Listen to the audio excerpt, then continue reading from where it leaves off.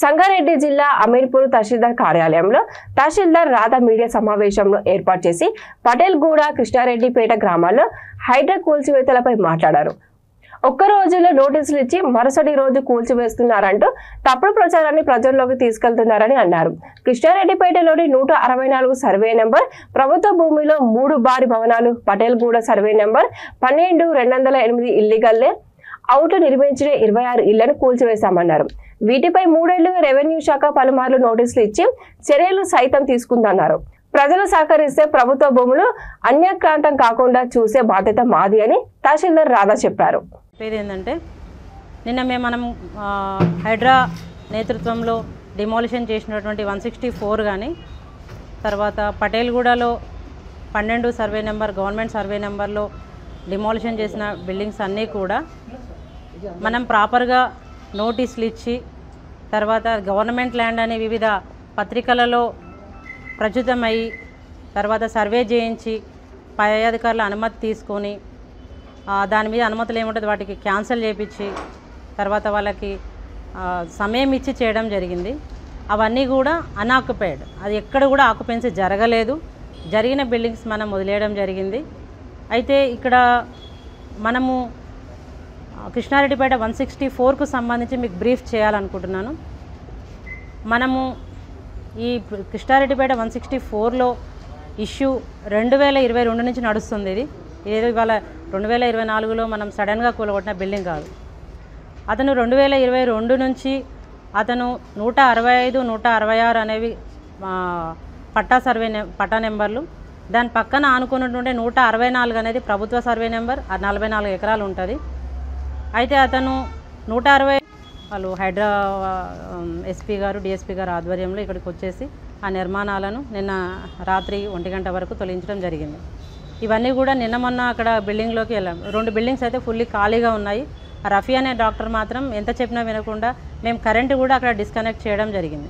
అంటే మేము ఆ బిల్డింగ్స్ మీద 2022లో ఈ 2023 స్టిల్ 2024 3 ఇయర్స్ నుంచి దాని మీద పోరాటం చేసుకుంటూ దాన్ని స్టిల్ కూలగొట్టుకుంటూ అతని మీద కేసులు నమోదు చేసుకుంటూ నిన్న మాత్రం హైడ్రా సహాయంతో దాన్ని డిమాలిషన్ చేయడం జరిగింది. ఈ విధంగా అతను ఆ 3 బిల్డింగ్స్ చేయడం జరిగింది.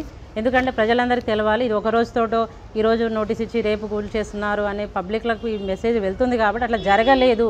అక్కడ 2023 నుంచి అక్కడ ఉన్నటువంటి గ్రామ పంచాయతీ సిబ్బంది కానీ, జీపీ లెవెల్ ఆఫీసర్లు కానీ, ఇక్కడ ఉన్నటువంటి తహసీల్ ఆఫీసర్లు కానీ వాళ్ళకి ప్రాపర్ నోటీసులు సర్వ్ చేస్తూ సర్వే చేసుకుంటూ కోర్టుకు కంటెంప్ట్ వేసినా కూడా కోర్టుకు ప్రాపర్గా ఇన్ఫర్మేషన్ ఇస్తూ మనం ఇన్ని రోజులు చేసుకోవడం జరిగింది. అది మనము నిన్న బ్రీఫ్గా 164 నిర్మాణాలకు సంబంధించి 3 బిల్డింగ్స్ ఏవైతే మనం నిన్న హైడ్రా ఆధ్వర్యంలో డిమాలిష్ చేశారో ఆ 3 బిల్డింగ్లకు సంబంధించిన సమాచారం.